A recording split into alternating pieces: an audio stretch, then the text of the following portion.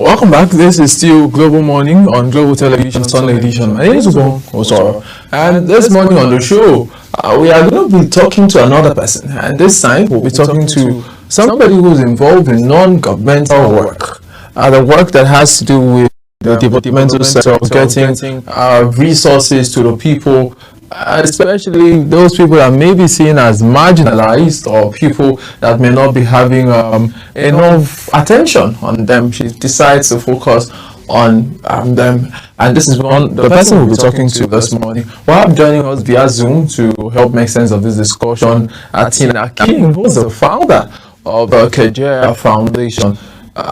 If you can hear me, Tina, how are you doing? Yes. I'm doing well, thank you very much. How are you doing, Mr. Umbong? I'm fine.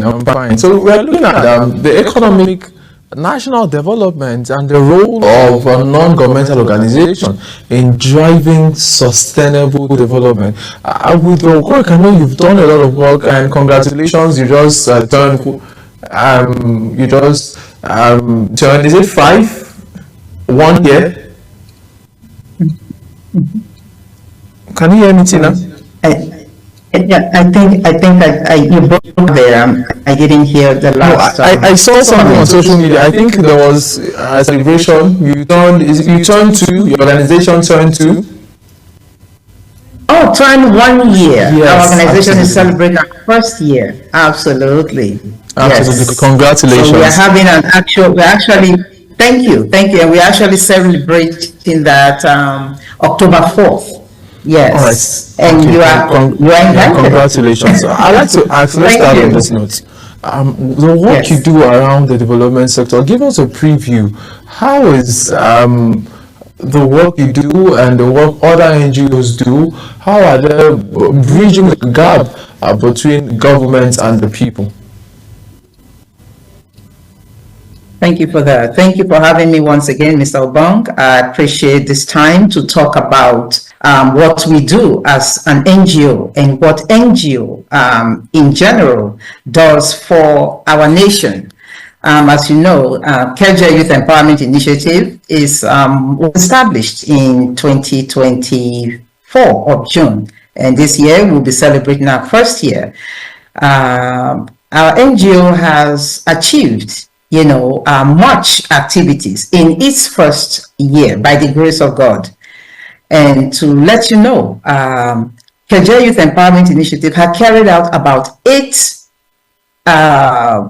initiatives to empower youth, women, and children, school-age children, because the vision of Kiajer is taking the kids from the streets and placing them in classrooms. That is our mantra, and that is the vision. Empowering women through skill building. Can you hear me? Yeah, I can hear you, absolutely. Okay, so I asked a question. We are not just empowering women. Okay, go ahead, absolutely. go ahead, let you go. Continue. Okay, so I'm saying that, like you've mentioned, you've done a lot of empowerment, but in a broader context now, later I will specify on the work you do with the organization. But I'm asking in the broader context in Nigeria, how has the non-governmental organization, and we have a lot of them now, how have they been able to bridge the gap between other people and the government in the broader context since you operate in that space? Thank you for that. Okay, let's bring it to the broader context. NGOs are supposed to be that bridge between government institutions and the people, the community we serve as NGOs. Many of us may have good NGOs, may think of NGOs as good NGOs, and some may think of NGOs as just people who come out to enrich themselves. I must say to you that that's not what we stand for. And I also am aware of other NGOs that don't come out just to fill their pockets with resources, but to instead use their own resources to empower our communities. So the job of NGOs is to fill that gap where governments cannot reach out and help citizens. It is our position and our place to come and fill that gap to help our citizens develop in various communities, whether you're a boy, you're a girl, you're a child, you're a female, you're a pregnant woman in an IDP camp. That is our mission. And that should be the mission and commitment of all NGOs. I'm still staying on that issue. There are issues like you mentioned, the issues around child empowerment, women empowerment, youth empowerment. Maybe you just take your example and make it more broader. From your example, from your experience, how are we doing as regards empowerment of our young people in Nigeria from the gap you found, and what can we do better? We can do better. Let me take it back to the NGOs. First, we can do better by protecting that name, non-governmental organization. We have been given the privilege to open or start up an organization, and we came into this space. Any NGO, not just my foundation, any NGO come into this space I would think, based on a passion to help the marginalized. So I would first and foremost encourage NGOs to maintain that focus, that the vision they came into an NGO with, they should focus in helping to bridge that gap, because poverty, it does exist. It exists in every nation. Even the United States, where I've spent almost 40 years, poverty exists in every society, in every culture. However, Africa has a greater population of marginalized citizens, and NGOs who register officially to carry out work like what we do, we must take it seriously to continue to improve and better the lives of our communities, not only in Nigeria, but in the broader African context. That's very profound. We're still talking about the work that NGOs do. We see a lot of NGOs carry out humanitarian work. We see a lot of NGOs carry out interventions, and sometimes it seems that the NGOs are far from governments, that they don't have the government support. Some have even complained about the lackadaisical attitude of some trying to get government or bureaucratic nature of government support to NGO. With the work you do, just highlight how you've been able to get support from government. Is there some government supporting you, and how are you able to collaborate with other individuals to do what you do? Thank you very much. That is the key. That is the key. Collaboration and funding. is how any job, especially NGOs, that's how we thrive.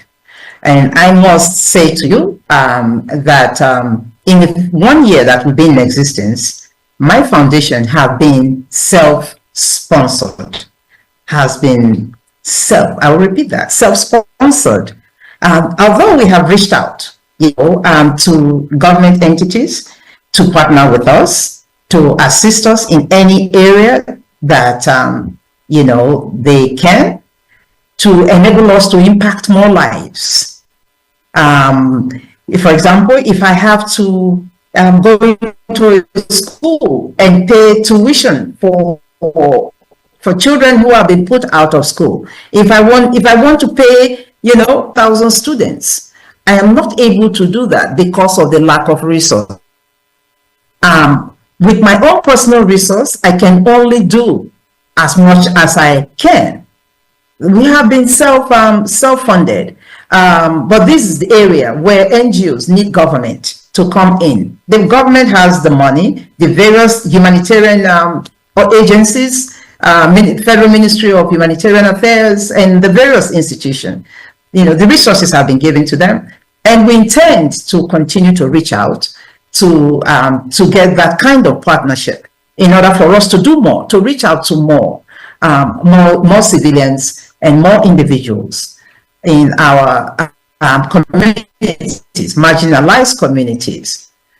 So I will not say, I can't speak to other agencies or NGOs, but I can speak for my agency.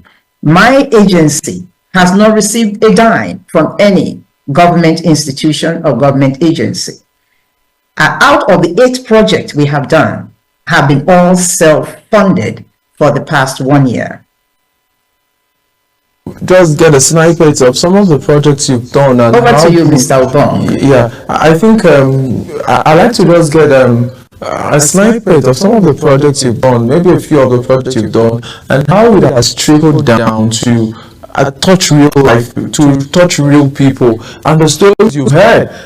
Because I hear some people say what gives them the motivation is the stories they hear about the people that were able to, maybe get education, get a skill from their intervention. Let me hear some of the stories you've heard and in the field, and how your projects. Maybe just highlight a few projects that you've done for us. Thank you very much.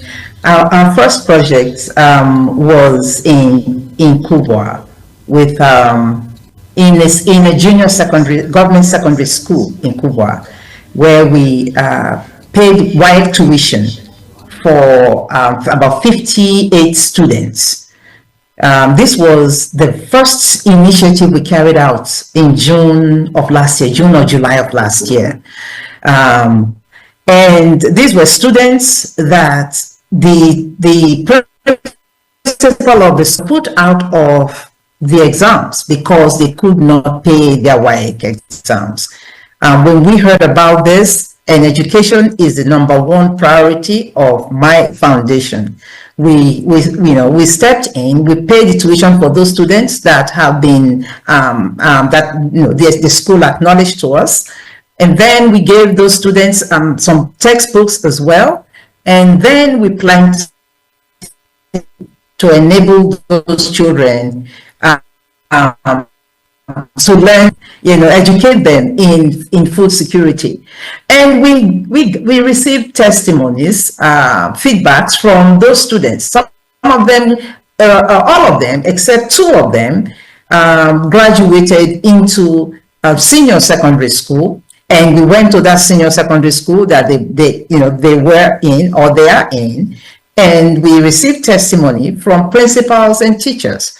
The children are thriving because they were able to achieve that milestone of taking their WAEC exams.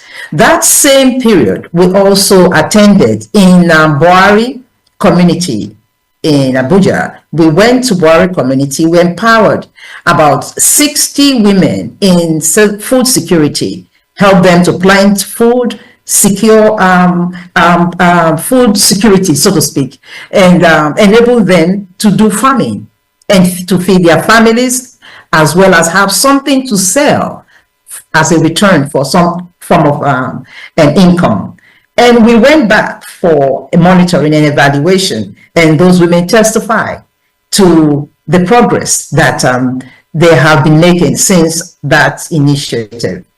You know, we also did one in what's it called, Jibri community, where we empowered about 60 or so women, or 70 women, to taught them how to make soap, shampoo, and household cleaning liquids. We gave them a kit after the training. We give them kits for them to reproduce and sell, and also use for themselves. We've also done so the ones you highlighted is just about men, women, men, yeah, and a whole lot more, yeah.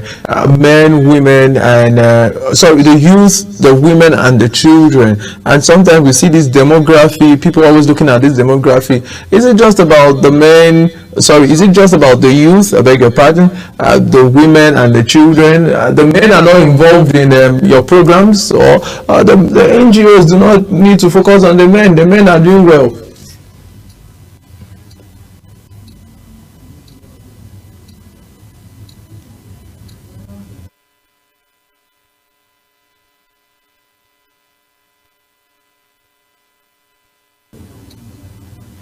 Okay, so we're trying to get a connection back. We're speaking to Tina King, who is the founder of the Kiajer Foundation, as we look at national development and the role of the NGOs as a catalyst for national development. These are people who are into non-governmental interventions, different kinds of intervention, ranging from supporting small-scale and medium enterprises, businesses, women in rural communities, and making sure that they can contribute through intervention to scaling up our economy, to scaling up development indices by teaching people skills that could make them earn income and earn a living wage that will actually give them some level of dignity in the world. So we're trying to see if we can have Tina King join us back as we'll try to draw down on this conversation. This is very Sunday morning, as we'll keep talking about the role of NGOs, because Nigeria needs a lot of intervention, right? The government, the president has set a target of about a 1 trillion economy, and we see NGOs everywhere in the world, even in the US and the big economies. We see several NGOs offer interventions that are very useful to the government, that are very useful to the citizens, and in Nigeria we are seeing it. And today we are actually, speaking with the founder of an NGO, getting to understand, getting to her head, what goes through her head when she set up this NGO as a platform for intervention. Why could she not maybe just collaborate with another person? Why go through the stress of wanting to go into this kind of intervention process? And like she's mentioned on the show this morning, that all of the intervention she's done, it's been from private contribution, and you know what that means. You really need some level of skill to be able to do that. I don't know if we have Tina back on the line. Network issues, but I think I'm back on. All right, okay, Tina, just go ahead and complete your set. I was talking about the men. You're not interested in them, or they are not interested in your program? Let me continue. Thank you for bringing that again to memory. Yes, we are interested in all persons. So when we say youth empowerment, it comprises of men and women, but young men and women. But if you look into marginalized communities, you will find out that evidence shows that women are more in population in terms of not having the opportunity, to benefit from what society provides. So yes, we bring young men into our empowerment. However, we have more women that are more devastated than men. So yes, our focus is on youth, both men and women, children in particular, that are on the streets hawking. Our job is to get them off the streets and into the classrooms. That's my mission. Yeah, absolutely. You've talked about the fact that all of the things you've done in the last 1 year has been from personal interventions and what your friends and maybe just your personal interventions with what your friends have been able to, to gather, and that can be quite disturbing for people who want to do it long term. What are the projections for long term? And is that a reason why we have some NGOs after some time stop interventions, or maybe just stop the catchments and do it maybe just once a year? Could funding be an issue as we try to wind down the conversation? It is possible. It is possible. I'm glad that you put in a lot of focus on these funding issues. Yes, it is possible that most organizations that do not thrive is based on the lack of resources to achieve these objectives. It's only by the grace of God that God has put this on my heart to carry on this work. And with my husband by my side, we have been able to continue this mission for this 1 year. Nonetheless, my NGO or foundation is not a desire, it's a calling. It's a calling for me to abandon my lifestyle and everything I know in the US for the past almost 40 years to come to my country and the continent of Africa to do what I do. Is a calling. So it's this mission. I know that God called me. God will provide the resources I need to continue on. This is not a project that fails after 1 year. This is a project that must go on. And I'm confident that more people will come alongside us to assist us to empower and impact more lives. Instead of 50 and 60 and 70 in number, we want to be able to get to 1,000, even 1 million marginalized citizens. About the process of tracking what you've done. How do you track, how do you keep records of what you've done to know, how do you decide on this is where we should do the intervention and not this place? Yes, currently we are currently focused in the northern area. That's where our focus is, because we see a lot of downtrodden. It's not that it's not happening in other parts of the country, but we are mostly in the northern states.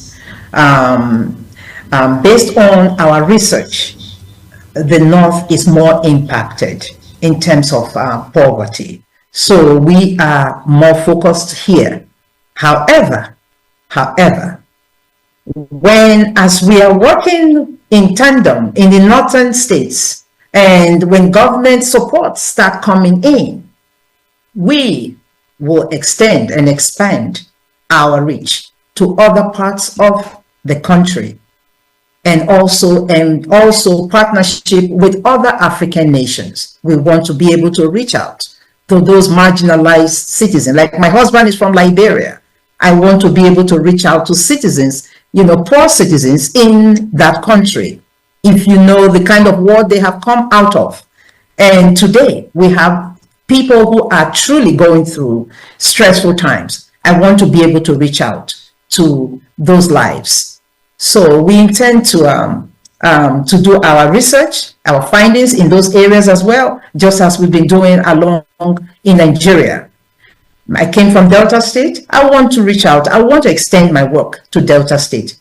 But the more help we get, and the more government is willing to partner with us, even the governor of my state, Delta, I would love to work with him, to do great things during his tenure in office in my state. Let's talk about how you see the role NGOs play in national development. I just like that you talk more in a broader sense. You've seen in the US where you spent over 40 years, and in Nigeria. What role do you think the NGOs can play for those NGO founders, those who are interested in volunteering, which has now become something in Africa? In Nigeria, a lot of young people are now interested in volunteering. What role would the NGO play in empowering the country in a broader context now? Thank you. They said charity begins at home, right? Yes. For example, our organization is a youth-led organization. We have youth, men and women, actually leading this organization, Kiajer Youth. However, in a broader context, when it comes to volunteerism, we have, for example, a platform on WhatsApp, because we put out an ad out there and we said we would like volunteers, in this area, either in communication, media, and grant writers, etc. And we had on that platform, we have currently on that platform about 200 volunteers on that platform. And the goal is for those volunteers, whenever we have a project, we are carrying out an initiative in any particular area that any of those volunteers are from, we bring them on board and make them lead that project in their state or in their jurisdiction. And volunteers are stipend for at any moment that they volunteer. Our staff, like I said, is a youth-led organization. We have staff that are on salary. And the organization is doing, I thank God, the organization is doing well by the grace of God. We just want to do more. We want to do more, because even those volunteers, you can tell that the country, there's lack of work, lack of job for people to do. Because those 200 volunteers on that platform, they came together within 1 week, less than 1 week. That platform was packed with 200 volunteers. We stopped sending out the link. That's why we don't have up to 1,000 or more volunteers. That will tell you that our children want to work. Our youth want to work. They are not lazy. They don't want handouts. They want to work. People want to work. They need the job. If I can employ all of those 200 and more people right now, I will do that.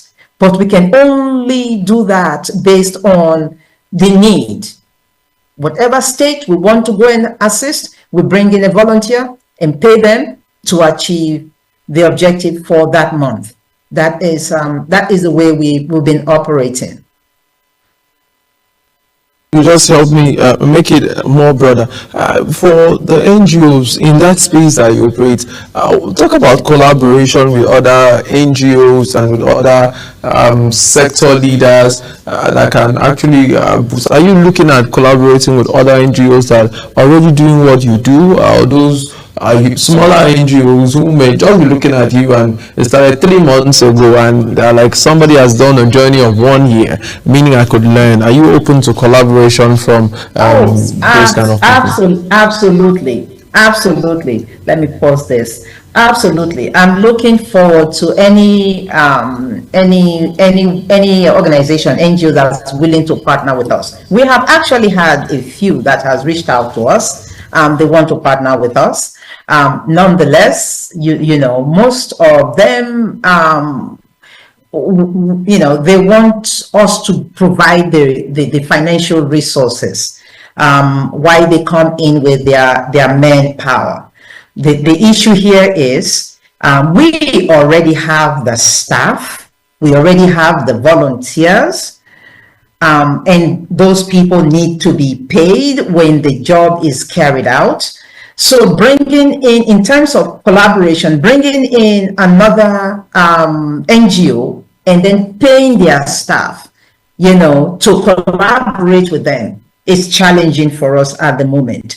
But if they are coming with, resources to pay their staff, absolutely, we are willing to partner with such NGOs. It's not even only NGOs that just began 3 months ago or 6 months ago, or less than the 1 year we've been operating. There are NGOs that have been in existence for 5, 6, 7 years, that when they come in and they want to partner with us and they see what we are doing, they also require us to bring the financial resources. I'm not sure, maybe they think that we are currently receiving funds from the government or from individuals, which is not the case. which is not the case as of yet, but they always require us to fund the project while they bring their manpower to assist in the project, which will in turn require us to pay their staff.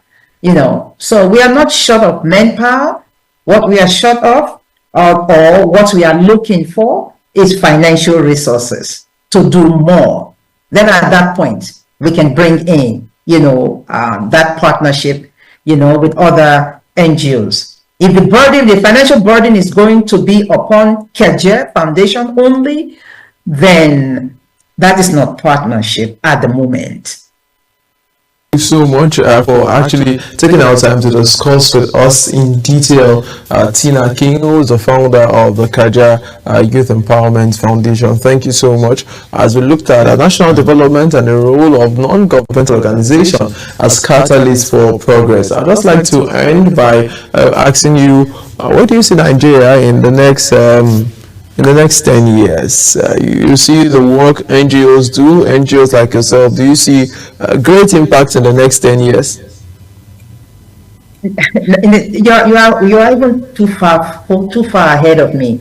In the next 2 to 5 years, I look forward to greater things in my country, Nigeria. I'm very optimistic. That impact. I'm very optimistic about that. Thank you. And that's, we have to end the conversation here. Always a pleasure talking to you, Tina King. Congratulations on turning 1. And of course, we wish you all of the best, the good intentions you have and the work you do. Thank you so much for coming on the program this morning.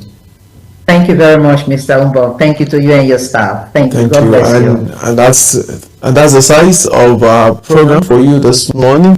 Remember that Global Morning comes up every weekday on our TV, 7 a.m. and on weekends will come 8 a.m.